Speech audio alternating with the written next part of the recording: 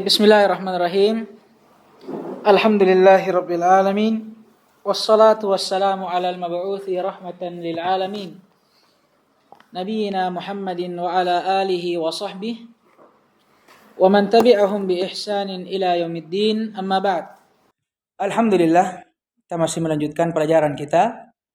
Masih dalam membaca kitab Qawaidul Usul wa Ma'aqidul Fusul karya Al-Imam Al-Allamah Abdul Mu'min ibn Abdul Haq Al-Baghdadi Al-Hambali rahimahullahu ta'ala. Masih dalam bab yang kedua, babul lafziyah, babul alfad, bab tentang lafaz-lafaz. Tentunya jika ditinjau dari apa? Dalalahnya, penunjukan makna yang terkandung di dalamnya. Dan kita masih dalam pembahasan tentang al-amr, salah satu dari dalalatu al-alfad. Dan kemarin masalah yang terakhir kita ambil tentang apa? Al-akhdar. Arji kemarin. Arji. Iya. Masalah apa al-akhdar? Saudaraku.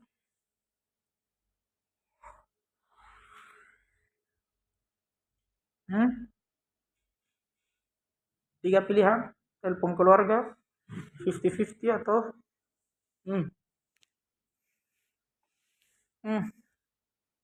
Coba Ikhwan bantu. Assalamualaikum. Iya. Apa yang beliau bahas di situ?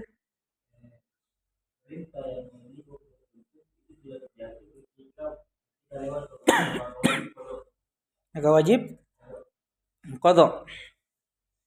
Kemudian itu pendapat hanya satu atau ada perselisihan?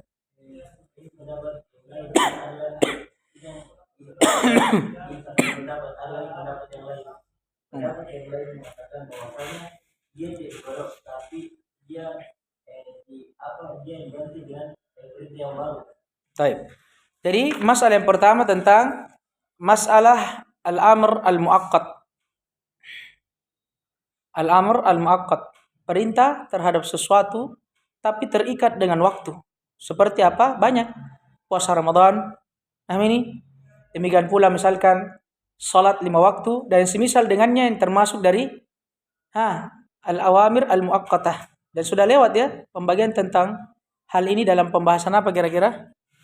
Hukum wajib. Ada wajib muaqqat, ada wajib apa? Muwassa dan semisal dengannya. Nah, sekarang ketika perkara atau perintah tersebut muaqqat, maka bagaimana hukumnya ketika telah lewat waktunya? Ini yang menjadi masalah.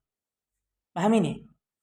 Yang pertama kata beliau, la yasqutu bifawati waqtihi fayajibu qada'uhu. Nah, ini pendapat yang pertama. Kata beliau tidak jatuh. Maksudnya apa?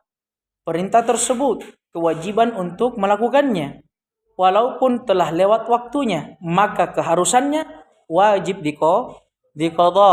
Ini pendapat yang pertama dan kemarin kita sudah disebutkan alasannya. Paham ini? Apa alasannya? Ya karena namanya amr, perintah. Itu kan hukumnya wajib, dan namanya wajib ada namanya zimmah wa talab. Kapan bisa hilang ini zimmah dan talab? Dengan imtithal. Selama tidak ada imtithal, bisa ndak bari'at zimmah atau sukutut talab? Ndak bisa. Maka walaupun telah lewat waktunya, selama belum ada imtithal, wajib. Kenapa? Alasannya karena belum apa? Belum hilang perintah dan belum jatuh kewajiban. Pendapat yang kedua, mereka mengatakan tidak wajib qadha. Paham ini? Tidak wajib qadha kecuali kalau ada perintah yang baru. Maksudnya bi amrin jadid ini ataf kepada sebelumnya, diikutkan pada sebelumnya, seakan-akan mereka mengatakan yajibu al-qadha bi amrin jadid. Pendapat yang kedua mengatakan kalau misalkan amrnya muaqqat lalu kemudian telah lewat waktunya, sebenarnya sama dari satu sisi. Mereka mengatakan tidak jatuh kewajiban, tapi mereka mengatakan wajib qadha kalau ada perintah baru. Kalau tidak ada berarti tidak wajib. Amin. Dan yang rajih wallahu taala alam adalah pendapat yang pertama. Ini belum kita rajihkan kemarin ya. Yang rajih wallahu taala alam adalah pendapat yang pertama. Baik. Adapun pendapat yang kedua ini adalah qaulun dhaif, pendapat yang lemah. Baik.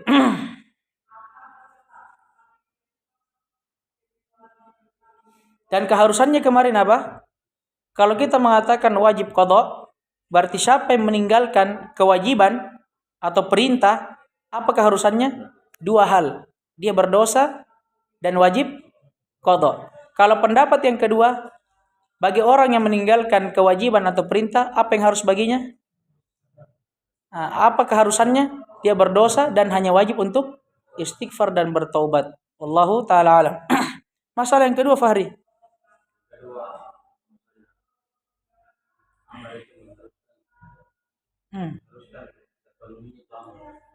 Amr mengharuskan terpenuhinya amr. Mengharuskan amr itu terpenuhi dengan perbuatan yang diperintahkan di atas bentuk yang ayuh. Yaqtadil ijza'a bi fi'lil ma'muri bihi ala wajhihi. Dan bi fi'li wa yaqtadi ini bisa kembali ke amr ya. Dan perintah mengharuskan ijza ketika, maksudnya perintah itu bisa terpenuhi ketika bi fi'lil ma'muri bihi ala wajhihi, dilakukannya perintah tersebut di atas bentuk yang seharusnya. Ini masalah tentang bagaimana hukum seseorang yang melakukan suatu perintah sesuai dengan keharusannya, yaitu dengan mendatangkan syarat-syaratnya, rukun-rukunnya, wajib-wajibnya, dan menjauhi segala pembatal dan larangannya. Apa hukumnya? Menurut beliau di sini, yaqtadil ijza, mengharuskan terpenuhinya apa? Perintah tersebut. Paham ini? Berarti kalau terpenuhinya perintah, wajib qada atau tidak? Tidak, karena ibadahnya tidak batal. Ini pendapat yang pertama. Wakila, dan ada juga yang mengatakan la yaqtadih, tidak mengharuskan. Apa maksudnya? Walaupun orang melakukan suatu perintah di atas yang seharusnya dengan mendatangkan syaratnya, rukunnya, wajibnya, dia jauhi larangannya, pembatalnya, tidak mengharuskan bahwa perintah itu apa? Mujzi, terpenuhi. Apa berarti maksudnya? Tetap masih boleh jadi dia diperintah untuk qada, karena ada kemungkinan ibadah yang dia lakukan batal. Makanya diikutkan dengan masalah setelahnya, wala yamna'u wujubal qada'i illa bidalilin munfasil, dan tidak menghalangi wajibnya qada. Ini diikutkan kepada masalah sebelumnya. Maksudnya apabila seseorang telah melakukan suatu ibadah ala wajhih, di atas keharusannya, paham ini? Di atas rukunnya, syaratnya, wajibnya, menjauhi pembatal dan pelarangannya, kata beliau tidak menghalangi wajibnya qada, kecuali ada dalil khusus yang menjelaskannya. Dan masalah ini disebutkan oleh sebagian syurah, sebagian ulama, bahwa masalah ini atau pendapat ini adalah pendapat yang lemah. Kenapa? Sebenarnya mereka berdalil dengan apa? Mereka berdalil dengan seseorang yang menunaikan haji, kemudian melakukan pembatal haji di pertengahannya.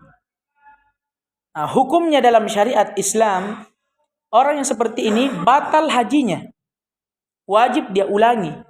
Tapi di saat itu kan dia masih di pertengahan haji. Di pertengahan ibadah ihram. Di saat itu batal hajinya, tapi tetap wajib bagi dia menyempurnakannya. Paham ini? Misalkan ada orang melakukan ibadah haji, dia ihram.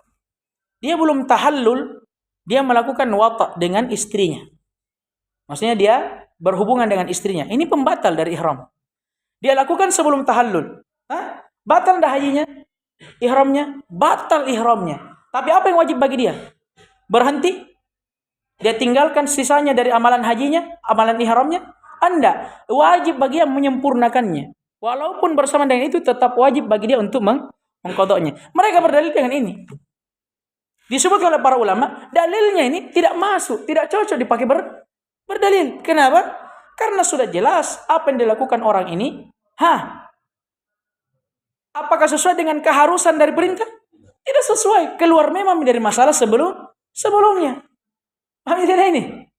Paham tidak? Ini juga sempat kita keliru kemarin. Yang benarnya Allah Ta'ala alam, ini ikut kepada masalah sebelumnya.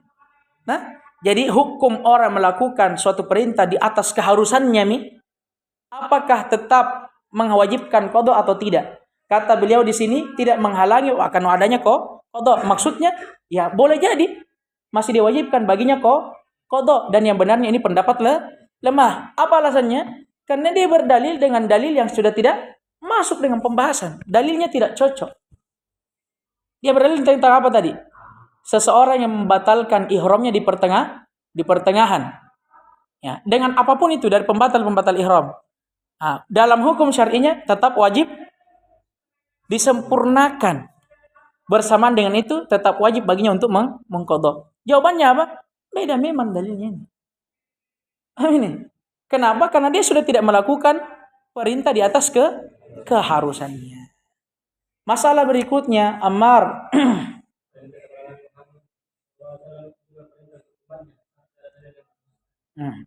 Perintah kepada Nabi Muhammad SAW dengan lafaz yang tidak mengandung pengkhususan di dalamnya, hanya untuk Nabi. Maka hukumnya bersyirikat di dalamnya antara Nabi dengan selainnya dari umatnya, baik para sahabat dan yang datang setelahnya. Sampai ada dalil yang mengkhususkannya, dan ini hukum asal. Karena hukum asal pada perbuatan Nabi itu ta'assi. Dalilnya apa? Laqad kana lakum fi Rasulillah uswatun hasanah. Al-ayah. Kemudian masalah berikutnya, Yusri. Aywa, fadl. Aywa. Kalau tadi khitab Allah kepada Nabi Muhammad SAW, selama tidak ada pengkhususnya, maka hukum asalnya apa? Bersyirikat di dalamnya antara Nabi dan umatnya. Sekarang khitab Nabi SAW kepada salah seorang dari sahabatnya. Dan tidak ada dalil yang mengkhususkannya. Apa hukumnya, Fadl?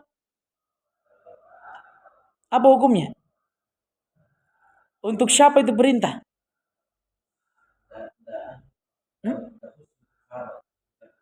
Iya, maka dia umum, bersyirikat di dalamnya sahabat yang dikhitab dan selainnya dari umat Nabi SAW, dari sahabat yang lain atau dari orang yang datang setelahnya. Nah ini sampai ada dalil yang mengkhususkannya. Baik, tsumma qala rahimahullahu taala wa yata'allaqu bil ma'dum. Ini belum. Sekarang masalah baru. Qala rahimahullah, kata beliau rahimahullah, wa yata'allaqu ayil amr, dan perintah itu terikat bil ma'dum, dengan al ma'dum. Siapa itu al ma'dum? Alladhi laisa mawjudan fi waqtil khitab. Ini dia. Alladhi laisa mawjudan fi waqtil khitab. Jadi perintah itu, ini perintah yang datang dari syariat. Perintah Allah kepada nabinya, perintah Nabi kepada para sahabatnya. Hukum perintah itu, apakah itu hanya wajib dan diperintahkan hanya kepada orang-orang yang maujud, yang hadir pada waktu khitab itu, ataukah itu juga berlaku kepada orang-orang yang ma'dum? Apa ma'dum tadi? Orang yang tidak ada pada waktu itu. Seperti apa? Kita ini sekarang. Kita ini sekarang. Saya tanya antum. Wa aqimus shalah. Perintah? Siapa yang dikhitab? Nabi. Paham ini? Nabi dan orang-orang di zaman beliau. Masuk tidak kita di dalamnya? Masuk. Tapi apakah kita hadir di dalam waktu khitab itu? Tidak. Ini yang masalah yang seperti ini. Sebenarnya hukum ini untuk kita ini, orang-orang yang tidak dapat waktu khitab itu. Kalau masalah yang orang-orang yang mendapati khitab ini aman. Aman mereka.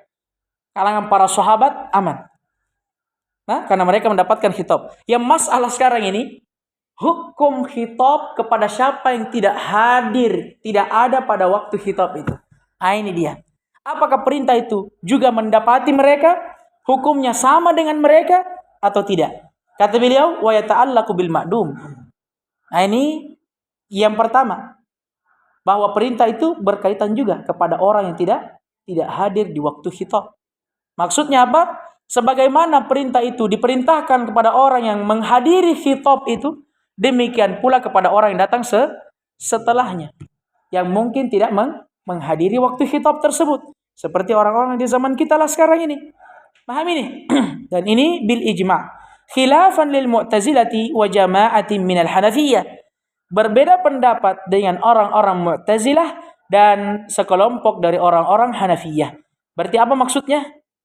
Mereka berpendapat bahwa amr tidak berkaitan dengan ma'dum. Maksudnya suatu perintah itu sama sekali tidak berkaitan dengan orang-orang yang tidak menghadiri dan tidak mendapati khitab terhadap perintah itu. Keharusannya apa? Kita ini orang-orang yang datang sekarang ini tidak wajib untuk melaksanakan perintah-perintah yang dulunya dikhitab di zaman Nabi dan para sahabat. Seperti waqimus shalah wa atuz zakah ini, menurut sebagian orang-orang Mu'tazilah dan jamaah dari sekelompok dari orang-orang Hanafiyah tidak wajib. Dan ini pendapat yang batil fasik. Dan sebenarnya ikhwas sekalian, jangan antum salah paham. Ini sebenarnya bukan pendapatnya orang-orang Mu'tazilah dan sekelompok dari orang Hanafiyah, melainkan disebutkan oleh para ulama. Ini sebenarnya disebutkan oleh orang-orang Mu'tazilah dan sebagian orang Hanafiyah untuk membantah orang-orang Asy'ariyah. Orang-orang Asy'ariyah mereka berpendapat bahwa kalamullah itu muttahidah. Kalamullah itu satu. Paham ini? Maksudnya apa? Apa saja ayat dalam Al-Quran, tidak peduli yang mana duluan turun, yang mana terakhir, semuanya itu satu. Seakan-akan Allah itu bicara satu kali. Hanya saja diturunkannya oleh malaikat itu sedikit demi sedikit. Paham ini? Paham tidak? Kan Al-Quran itu kan turun bertempo. Menurut Ahlus Sunnah, yang turun ini kan kalamullah. Maksudnya apa? Kalamullah itu ya sifat fi'liyah. Kapan Allah ingin berbicara, baru dia berbicara. Paham ini? Berarti beda ayat yang Allah khitab dengannya Nabi Musa, ayat yang Allah khitab dengannya Nabi Muhammad atau Nabi Isa, atau ayat yang Allah khitab di zaman pertama turunnya Al-Quran dengan di zaman terakhir turunnya Al-Quran, itu berbeda. Sesuai dengan keinginannya Allah, kapan dia mau berbicara, baru turun Al-Quran. Paham ini? Tapi orang Asy'ariyah mereka mengatakan kalamullah nafsi. Maksudnya yang turun itu kepada Nabi Muhammad melalui Jibril itu bukan kalamnya Allah, tapi ibarat dalam hati Allah. Paham ini? Naudzubillah. Yang diturunkan oleh malaikat. Malaikatlah yang memberikan apanya? Yang memberikan lafadznya. Kenapa? Karena mereka berpendapat kalamullah itu satu. Dari awal surah Al-Fatihah sampai An-Nas satu itu maknanya. Dan Allah ucapkan itu satu kali begitu. Satu kali Allah ucapkan. Orang-orang Mu'tazilah tidak sepakat dengan orang Asy'ariyah. Boleh bahkan Asy'ariyah. Diharuskanlah, keluarlah ucapan orang-orang Mu'tazilah ini yang mengharuskan orang Asy'ariyah. Mereka mengatakan, kalau begitu orang-orang Asy'ariyah, berarti kalian ini mengharuskan khitab itu hanya berlaku pada orang yang dikhitab saja. Tidak berlaku kepada orang yang setelahnya. Kan kalamullah ini satu kali keluar ini. Nah ini, perintah itu dalam Al-Quran satu kali keluar. Dan siapa yang dapat itu? Hanya Nabi, bukan orang setelahnya. Maka seakan-akan diharuskan ke orang-orang Asy'ariyah. Adapun orang Mu'tazilah dan sekelompok dari orang-orang Hanafiyah, mereka mengatakan bahwa yang ma'dum ini tidak berkaitan dengan amr min jihatil lughah, dari sisi bahasa. Ya betul kan? Kan memang kita dari sisi bahasa ini, apakah kita masuk dalam khitab? Kan tidak, karena kita ini bukan mutakallim pada waktu itu. Bukan mukhatab pada waktu itu. Tapi dari sisi tatbiknya, penerapannya, mereka tetap. Orang Mu'tazilah juga sholat. Ini. Jadi kata para ulama sebenarnya khilafnya ini lafzi. Dan maksud dari orang Mu'tazilah dan sebagian orang Hanafi ini hanya untuk membantah orang Asy'ariyah. Paham ini? Baik. Maka rahimahullahu taala. Wih, keras ya. Keras ya. Keras pembahasannya. Dan terakhir dalil yang menunjukkan bahwa amr ini berkaitan dengan ma'dum dan maujud, firman Allah Subhanahu wa taala menghikayatkan tentang Nabi kita Muhammad alaihi salatu wassalam. Kata Allah, "Wa uhiya ilayya hadzal Qur'an liundhirakum bihi wa man balagha." Dan sungguh telah diwahyukan kepadaku Al-Qur'an ini untuk memperingatkan kalian dan siapa saja yang mendapatinya. Termasuk kita ini masih dapat dari Al-Quran. Masih dapat sampai hari kita ini, sampai hari kiamat. Jadi siapa saja sampai hari kiamat nanti, walaupun yang belum lahir hari ini, amin, ikut di dalam apa? Perintah yang terdapat dalam Al-Quran. Karena kata Nabi, tiada lain Al-Quran diturunkan untukku, itu untuk memperingati kalian. Siapa yang mukhatab ini kalian? Para sahabat. Dan bukan hanya kalian. Wa mambalago. Dan siapa saja yang nantinya akan mendapati khitab ini, masuk di dalamnya. Amin ini. Ini dalil yang paling jelas. Firman Allah SWT dalam surah Al-An'am ayat 19 ini. Maqala rahimahullahu ta'ala wa yajuzu amrul mukallafi bima ulima annahu la yatamakkanu min fi'lihi wa hiya mabniyatun ala naskhi qabla tamakkun wal mu'tazilatu syarratu ta'liqahu bi syartin la ya'lamul amiru adamahu. Ini masalah baru. Dan ini kembali lagi berkaitan dengan orang-orang ahlu kalam dari kalangan Mu'tazilah dan selainnya. Kata beliau, dan boleh perintah itu terhadap seorang mukallaf dengan apa yang sebenarnya sudah diketahui bahwa mukallaf ini tidak mampu untuk melakukannya. Paham ini? Ini masalah tentang apakah ada di dalam syariat perintah yang Allah turunkan dan Rasulnya turunkan yang sebenarnya sudah diketahui bahwa si mukhatab ini, si mukallaf ini tidak mampu untuk melakukannya. Apakah ada perintah yang seperti itu atau tidak ada? Ini yang mau dibahas. Paham ini? Apakah ada perintah dalam syariat ini kepada seorang mukallaf yang sebenarnya sudah ditahu bahwa mukallaf ini tidak mungkin bisa melakukannya? Apakah ada hal yang seperti itu? Ini yang mau dibahas. Namun sebelumnya kita perlu pahami dulu bahwa dalam hal ini terdapat perincian. Yang pertama, perintah yang tidak disanggupi oleh seseorang ini, seorang mukallaf, ini ada dua. Pertama, perintah yang mustahil. Perintah yang mustahil. Dicontohkan oleh sebagian ulama seperti misalkan kita perintahkan orang untuk terbang misalkan. Terbang kok. Nggak mau terbang. Terbang kok sekarang. Paham ini? Bisa enggak ini? Enggak bisa. Mustahil saudaraku. Mustahil. Paham ini? Enggak bisa tergambarkan. Dan tidak mungkin terjadi. Maka perintah yang seperti ini disebutkan oleh para ulama. Di antaranya Syekh Sulaiman Ar-Ruhaili dalam syarahnya, kata beliau, "Hadza mamnu'un aqlan wa la yahsulu wa ghairu waqi'in syar'an." Afwan. Hadza apa tadi saya bilang? Mamnu'un aqlan wa ghairu waqi'in syar'an. Maka perintah yang mustahil seperti ini secara akal tidak masuk akal. Dan secara syariat pun tidak pernah terjadi. Subhanallah, tidak ada satupun perintah dalam syariat yang turun dalam Al-Quran ataupun sunnah Nabi SAW yang mustahil. Paham ini? Semuanya pasti bisa dilakukan. Hanya saja berbedanya nanti dari kemampuan seorang hamba. Nah, ini yang pertama. Yang kedua, perintah yang tidak mustahil. Asalnya tidak mustahil, boleh saja terjadi. Paham ini? Hanya saja dengan ilmu Allah yang maha luas. Paham ini? Dengan ilmu Allah yang sangat luas. Allah sudah tahu memang bahwa si mukallaf yang Allah perintahkan ini tidak mampu untuk melakukannya. Tapi tidak menghalangi, hanya saja tidak mampu. Amin. Inilah yang mau dibahas dalam hal ini. Dan ini disebutkan oleh Syekh Sulaiman Ar-Ruhaili dalam syarahnya hafizahullah, hadza jaizun aqla wa waqi'un syar'a.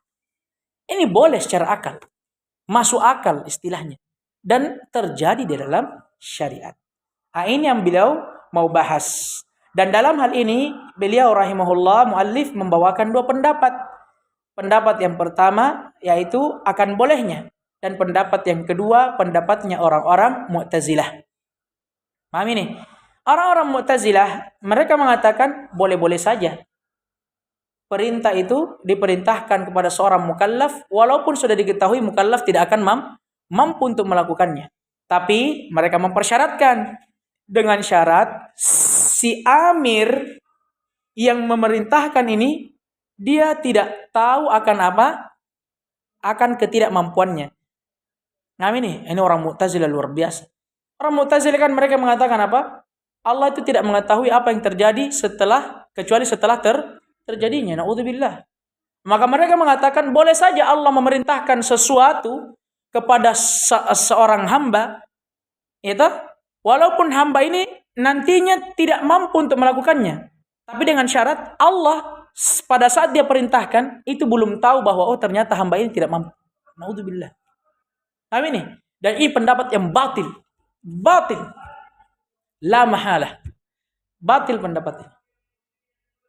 Kenapa? Karena yang benarnya kadang Allah Subhanahu wa taala memerintahkan sesuatu kepada seorang hamba walaupun dengan keluasan ilmu Allah sudah tahu sebelumnya bahwa hamba ini tidak mampu untuk melakukannya. Bukan mustahil ya. Perintah itu bisa dia lakukan, tapi dia tidak mampu. Paham ini? Seperti apa kira-kira?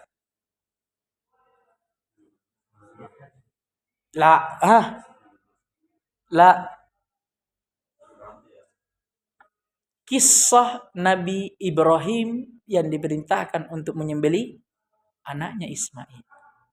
Mustahil tidak? Tidak. Bisa saja dia gorok.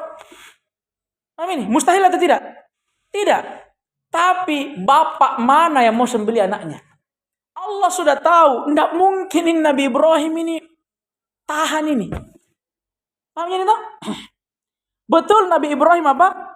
Sudah mau menyembelih anaknya. Tapi kan dalam kisah disebutkan berat hatinya Nabi Ibrahim. Sangat berat. Tapi karena perintah Allah mau tidak mau dia sembelih. Tapi Allah tahu. Allah tahu. Paham ini? Makanya Allah gantikan dengan apa? Dengan sembelihan. Lihat itu. Sekarang perintah Allah terhadap Nabi Ibrahim ini. Allah sudah tahu sebelumnya bahwa berat tidak mungkin dilakukan oleh Nabi Ibrahim. Allah sudah tahu tidak? Allah sudah tahu. Makanya Allah gantikan. Nah sekarang perintah ini bersamaan dengan Allah sudah tahu bahwa Nabi Ibrahim tidak akan mampu, berat baginya, Allah tetap perintahkan, menunjukkan akan bolehnya. Makanya kata Syekh Sulaiman Ar-Ruhaili, perintah yang seperti ini jaizun aqla wa waqi'un syar'a. Terjadi dalam syariat dan ini boleh secara akal. Apalagi yang memerintah ini adalah siapa? Allah alladzi ala kulli syai'in qadir, yang mampu atas segala sesuatu. Dan disebutkan oleh para ulama apa hikmahnya, kenapa harus Allah perintahkan. Hikmahnya luar biasa, banyak hikmah di dalamnya. Di antaranya apa? Ibtila, ujian bagi seorang hamba. Lihat itu Nabi Ibrahim, dengan ujian itu Nabi Ibrahim dijadikan apa? Khalilullah. Wattakhadallahu Ibrahim khalila. Dengan apa Allah jadikan Ibrahim khalila alaihissalam? Dengan ujian. Di antara ujiannya ini nih. Maunya nih. Nah, ini luar biasa. Yang disebutkan hikmahnya oleh para ulama. Kemudian kata beliau di pertengahan, wahiyya mabniyatun ala naskhi qabla tamakkun. Nah, ini sebenarnya masalah yang akan lewat tentang perkara atau perintah yang Allah perintahkan kepada seorang mukallaf yang Allah sudah tahu sebenarnya dia tidak mampu untuk melakukannya. Kata beliau, dan hal ini dibangun di atas apa? Perkara yang telah dihapus sebelum kemampuan dia untuk melakukannya. Maksudnya apa? Hal ini kadang juga terjadi pada hal-hal yang Allah perintahkan. Allah perintahkan ini. Tapi sebelum seseorang ini mampu untuk melakukannya, Allah sudah hapus perintah itu. Nah ini. Nah, kadang itu terjadi dan ini sebenarnya pembahasan akan lebih dalam dibahas di pembahasan tentang nasakh atau nasikh wal mansukh. Paham ini? Paham ini masalah? Paham ini masalah? Saya tanya antum. Sekarang, apakah mungkin Allah memerintahkan seorang hamba dengan perkara yang mustahil? Tidak mungkin. Paham ini? Tidak ada. Ini kata Syekh Sulaiman Ar-Ruhaili, mamnu'un aqla wa ghairu waqi'in syar'a. Adapun kalau perintah yang Allah perintahkan kepada seorang hamba, paham ini? Perintahnya tidak mustahil. Paham ini? Hanya saja Allah sudah tahu dengan keluasan ilmunya bahwa hamba yang diperintahkan tidak mampu melakukannya. Mungkinkah tidak? Mungkin. Kata Syekh Sulaiman Ruhaili apa tadi? Jaizun akla wa waqi'un syar'a. Contohnya apa? Nabi Ibrahim yang diperintah untuk menyembelih anaknya. Karena Allah sudah tahu Nabi Ibrahim tidak akan mampu. Berat baginya. Makanya Allah ganti dengan sembelihan. Kalau ditanya, kenapa harus Allah perintahkan? Apa jawabannya?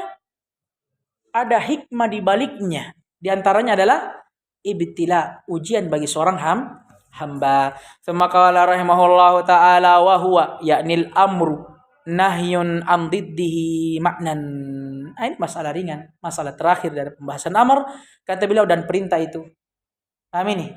Kalau dilihat secara makna, dia adalah larangan terhadap lawannya. Ini masyhur. Kita tahu dan ini keharusan dari bahasa. Sudah muqtadal lugha ini. Ketika dikatakan kepada antum if'al, apa makna yang terkandung dalam if'al ini? La taf'al diddah. Jangan kau lakukan lawannya. Ketika saya mengatakan ijlisu, apa makna yang terkandung di dalamnya? Jangan berdiri. Paham itu? Jangan berdiri, jangan jongkok, jangan tiarap. Pokoknya semua lawan daripada julus, perintah ijlis, itu dilarang darinya. Nah, ini salah satu pembahasan amr. Kata beliau, dan amr hakikatnya jika ditinjau dari maknanya, dia sebenarnya lawan atau larangan terhadap lawannya. Maka ketika Allah memerintahkan sesuatu, itu secara tidak langsung dipahami darinya Allah melarang terhadap lawannya. Banyak dalil seperti misalkan ya ayyuhalladzina amanu aminu billahi wa rasulihi. Wahai sekalian orang-orang yang beriman, berimanlah kalian kepada Allah dan Rasulnya. Apa maknanya? Dipahami darinya Allah melarang untuk apa? Lawan daripada iman. Seakan-akan Allah mengatakan apa? La takfuru. Ya nah? Paham jadi ini? Siapa yang belum paham? Fadal? Paham. Masya Allah. Sampai di sini insyaAllah ta'ala kita cukupkan. Naktafi bihada al-qadar subhanakallahumma bihamdika. Ashhadu an la ilaha illa anta. Astaghfiruka wa atubu ilaik. Waffaqallahu jami'il ma yuhibbu wa yarda wa yu'tina al-afiyata was-salamah innahu waliyyu dzalika wal qadiru alaihi walhamdulillahi rabbil alamin.